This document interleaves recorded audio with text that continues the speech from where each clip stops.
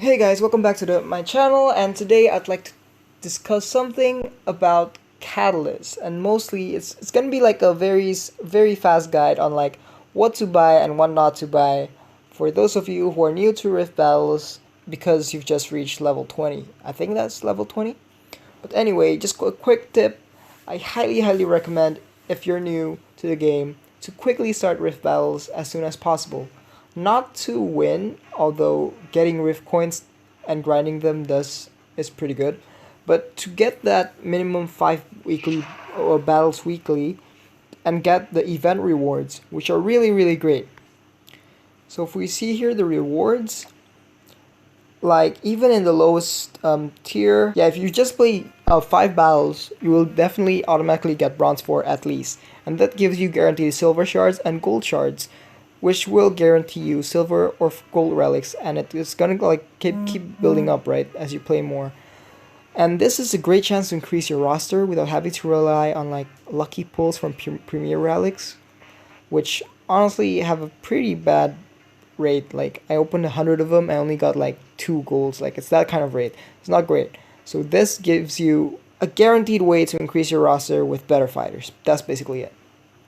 Alright, so play Rift as early as possible. Doesn't matter if you're new or if you're like losing, you just need to play 5 times at least, and you'll get better over time.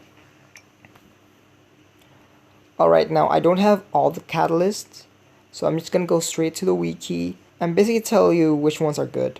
Okay, let's head on to the wiki. Alright, so there are 3 types of catalysts generally. The first one is character specific catalyst. These are catalysts that you can only use with their respective characters, and you will never find them being used with others. The second one is elemental catalyst, and as the name says, it pairs you up depending on the element, and this is the most popular way to build a node.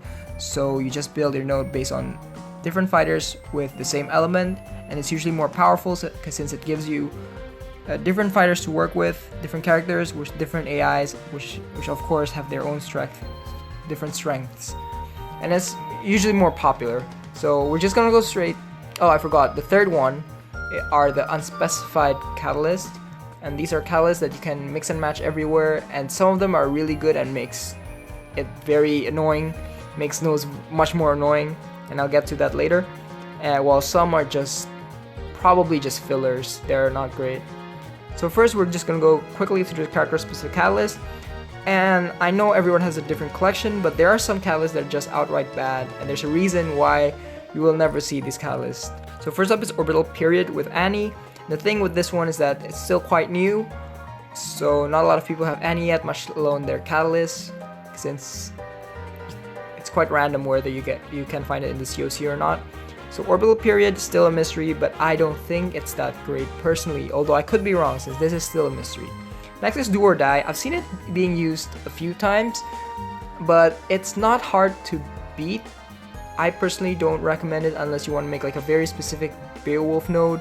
And the only Beowulf node I think that is pretty good is a Dark Beowulf node, like triple Dark Beowulf with Do or Die. But even then, I don't think it's that great.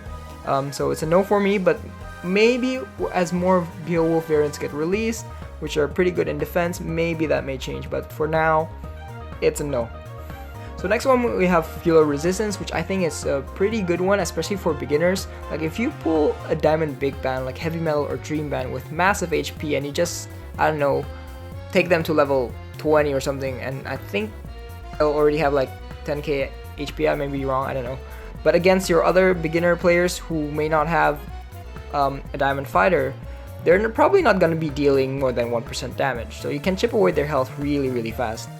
So Futile Resistance is a great one, and if you have a Resident Evil as well, that's also a great big band, defensive big band to use, as it gains armor really fast. So, and you know how annoying Resident Evil can be. And yeah, Futile Resistance, one of the better catalysts. Recommend, but not too much. Maybe 1 or 2 is enough. Strong Arm is a bad one. I've never seen it being used. Done. Corrosive Element is interesting, but I think it's not widely used anymore. I don't think it's actually ever been widely used. I don't recommend it. Most triple double nodes usually have other catalysts that works better, makes their node more annoying, and Corrosive Element is not that. Next we have how do you pronounce this? Pheromones. Yeah, okay, it's a pun. On paper it sounds good, but Eliza's AI sucks, so not recommended. She does the boat thing, you know, the boat dive thing, way too often, makes her really easy to counter. Not recommended. Great Escape is a great one, because it procs really easily. It's just 50% chance for every 5th hit combo. And that's really easy to proc. And that can like screw up your opponent real bad if it procs. Really good one. Highly recommended. Sleeping Powder unfortunately is bad. It has a really low percentage chance, and it only inflicts fatigue, which is just kind of disappointing. So a bad one. Don't ever buy Sleeping Powder. I think it's not worth it. Scratching Post. Oh, Scratching Post. It's a great catalyst against new players, and it still even screws up a lot of players in the gold rank, because it requires you to intercept, and there's some tricks to defeat it, and once you know those tricks it's really easy. But for new players, you know, probably won't know them, so it's gonna screw up a lot of players. Highly recommended. Just get like 1 or 2, that's more than enough. You won't use it that often again in higher tiers. Next is Don't Poke the Bear, and I feel like this is one of the better catalysts out there. I think it's way up there as one of the best ones for the character ones, because Pain Wheels have an inherent marquee ability that is very defensive. It's really good, and couple it with Don't Poke the Bear, and Pain Wheels can be a monster in Rift defensively, which is ironic because she's supposed to be a glass cannon. Definitely definitely buy one, maybe 1 or 2 is probably more than enough, because there's not a lot of Pain Wheels that are great in defense, but the ones that are really good, like Neuromancer. Whew. Imminent Threat isn't that great. It requires way too much conditions. Yeah, too much hoops to activate its condition, and Parasol isn't that great defensively either. Hollow Points is interesting. It can inflict these debuffs really easily just by a normal ground combo, but it loses its use towards the end. I've never seen anyone use Hollow Points if they're not in if they're in Diamond, they probably don't use Hollow Points. I don't recommend it. Electrostatic Field can be useful, but again, it's very niche, and usually you have other catalysts that works better with it. I don't recommend it either. Return to Center is one of the great ones, and that's only because of Plot Twisted. Return to Center is a very good catalyst. If you find one, quickly buy it, because every squiggly will definitely make use of it. Next is Mega Elixir, and the problem with Mega Elixir is that Valentines are mostly support. Well, there's, unless you're Assassin's Greed and Last Hope, you're mostly like supporting from the bench, so you don't really get that much action. And there's not a triple Valentine node is very rare. I've only seen it like once throughout my 1 whole year of playing. It's not really worth it. Don't buy Mega Elixir. There's definitely better catalysts to use. Okay, next is Elemental Specific Catalysts, and these are catalysts that like make or breaks a node. Most nodes you'll face as you get higher in the ranks are basically based on elements. So I'm just gonna go real quick. Frost Armor, really good. Definitely high tier. Buy it. High Waters, it's a bad Frost Armor. Don't buy it. It's not worth it. Overload, I feel like it's an overkill blockbuster, because if you get punished, you probably die anyway. I don't recommend it at all. And the Thin Air is pretty good though, since it just like completely wipes out your blockbuster usage to reduce your points. I think it's quite a staple for like air element defending nodes, so it's pretty good. Fire, we don't talk about fire that much because fire fighters in defense usually suck. None of their catalysts. You can make like a cute niche defensive node, but I don't recommend it because it's very easy to counter and doesn't really do much. Light, oh, we've reached Light. Let me tell you, Light elemental defenders are one of the best out there. Actually, no, it is the best. It is the best. Yes, both of them are pretty good. Last words, buy as much as you can if you find them. It's definitely top tier. Lightweight sees less use, but it's still pretty good as well. Definitely buy it. Now, Dark Shot in the Dark is not that great, but Darknut has some use, but it's very easily counterable as you get higher, so it does get less useful in the end, but still worth it, I think. Now, unspecific catalyst.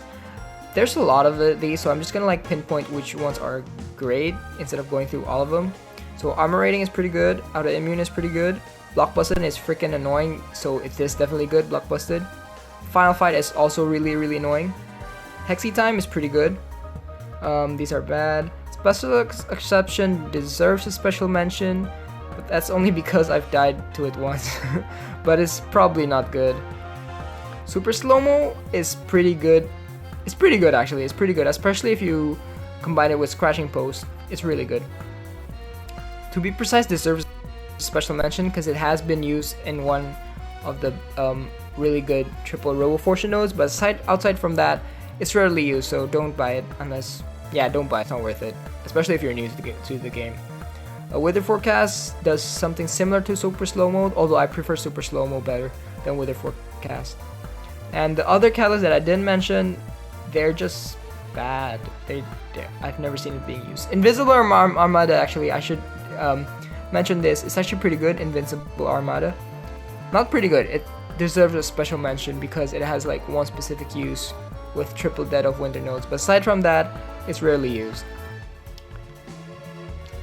So just quick recap again, because I think I ramble on a bit too much there. Armor Rating, Autoimmune, Blockbusted, Curse of Knowledge, Final Fight, Hexy Time, Super Slow-Mo, and that's it. The catalyst that I highly recommend to buy for in this category.